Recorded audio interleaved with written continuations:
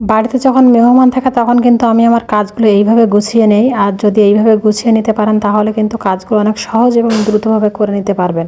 কারণ যখন বাড়িতে মেহমান থাকে তখন কিন্তু অনেকটাই চাপের মুখে পড়ে যাই, মানে আমরা যে কি করব, কোনটা রেখে কোনটা আগে করব। তো এই ঝামেলাটা আর এই চাপটা থাকবে না যদি আপনি একটু বুদ্ধি খাটিয়ে করতে পারেন। তো আমি কাজগুলো কিভাবে গুছিয়ে করি, তো সেগুলো জানতে হলে আমার ভিডিওটা আপনাদের কিন্তু শেষ পর্যন্ত দেখতে হবে। হতেও পারে আপনাদের কোনো কাজে আসতে পারে। তো যাই হোক, প্রথমে কিন্তু আমি রান্নাটা করে নেবো, তো সেই জন্য কিন্তু তরকারিগুলো সব কেটে নিচ্ছি। কারণ বাড়িতে মেহমান যখন থাকেন তখন কিন্তু রান্নার বিষয়টা মুখ্য হয়ে দাঁড়ায়, মানে রান্নাটা বেশি যে আগে করা লাগবে, তো সেই কারণে। আর আমি কিন্তু সবসময় চেষ্টা করি যে যে কোন কাজটা আমার আগে দরকার আর কোন কাজটার প্রয়োজন বেশি, তো সেটা আগে করে নেওয়া যাক।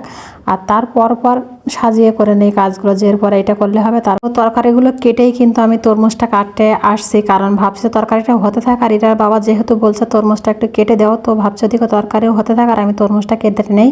তার ভিতরে মোটামুটি তরকারিটা আধা আধি হয়ে যাবে। তো যাই হোক, আমি কিন্তু তরমুজটা কেটে নিলাম, কেটে ওদেরকে খেতে দিয়ে আসলাম। আর এইদিকে তরকারিটা কিন্তু শেষ পর্যায়ে জিরে মরিচটা দিয়ে কিন্তু আমি এখন নামিয়ে নেব।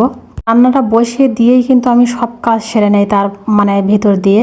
আর এখন কিন্তু তিতুটা বসিয়ে দিয়ে যাচ্ছে, তো তিতুটা বসিয়ে দিয়ে কিন্তু আমার অন্য যে কাজগুলো আছে সেগুলোও করে নেব। তো তিতুটা একটু কষাতে দিলাম, কষাতে দিয়ে গেলে আমার যে প্লেটগুলো ছিল সেগুলো এখন আমি পরিষ্কার করে নিচ্ছি।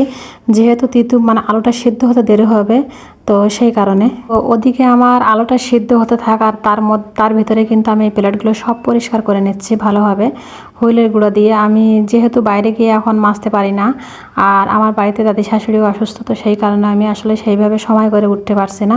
তো যখন যেমন তখন কিন্তু তেমনই করলে ভালো হবে, যে না আমি রেগুলার যেভাবে কাজ করতাম সেভাবে করাই লাগবে, করব, এটা কিন্তু হবে না। আপনি যখন যে সময় যে পরিস্থিতির ভিতর দিয়ে যাবেন ঠিক তখন সেইভাবে করে নেওয়ার চেষ্টা করবেন, তাহলে সেই কাজগুলো কিন্তু অনেকটাই সহজ হবে। তো যাই হোক, এদিকে কিন্তু আমার আলুটা গলে গেছে, আর সেটা কিন্তু আমি এইভাবে চামচ দিয়ে করে তারপরে উচ্ছেটা উপরে দিয়েছি, দিয়ে কিন্তু আমি ওটা একটু সিদ্ধ হতে দিলাম উচ্ছেটা। আর তার ভিতরে কিন্তু ঘরের ভিতরে চলে আসছি। ঘরের ভিতরে যে কাজগুলো ছিল আনুষঙ্গিক সেগুলো কিন্তু গুছিয়ে নিচ্ছি খুব ভালো করে। আর আমি ভাবছি যে তিতুটাও হয়ে গেছে, তো তিতুটা আমি একটু বাগার দিয়ে আসি। তো এই যে তিতুটা কিন্তু এখন আমি বাগার দিয়ে দেবো, তো নিয়ে দেওয়ার পরে কিন্তু আমি এটা এখন নামিয়ে নেব। কারণ আমি দেখলাম যে ঘরের কাজটা যদি পুরোপুরি আমি গোছাতে যাই তাহলে কিন্তু আমার তিতুটা এদিকে পড়ে যাবে বা ঝোলটা কমে যাবে। তো সেই কারণে কিন্তু আমি তিতুটা নামিয়ে নিয়ে বা ঘরের বাকি কাজগুলো করে নেব এখন। তো রান্নার কাজগুলো শেষ হয়ে গেল, আর এখন কিন্তু বেডটা ভালোভাবে ঝেড়ে নিলাম। বেডশিটটা ঝেড়ে নিয়ে তারপরে কিন্তু বেডশিটটা আবার খাটের ওপর বিছিয়ে দিলাম, দিয়ে কিন্তু যে মানে সাইডগুলো ছিল সেগুলো খুব ভালোভাবে গুজে নিচ্ছি আমি।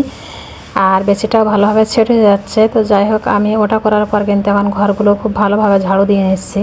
তো মেহমান যখনই আসবে আপনারা প্ল্যান করে ফেলবেন, আপনার শিডিউলটা করে ফেলবেন যে আমি এইভাবে কাজগুলো সব কিছু করে নেব, আর এটার পর আমার এটা করতে হবে, এই কাজটা গোছানোর পর এটা করতে হবে। তাহলে দেখবেন অনেকটাই সুবিধা হবে, আর খুব কম সময় এবং দ্রুত সময়ের মধ্যে করে নিতে পারবেন কারোর সাহায্য ছাড়াই। আমার ভিডিওটি যদি আপনাদের ভালো লাগে, কাজগুলো যদি পছন্দ হয়, অবশ্যই পাশে থাকবেন। সবাই ভালো থাকবেন, সুস্থ থাকবেন। আল্লাহ হাফেজ।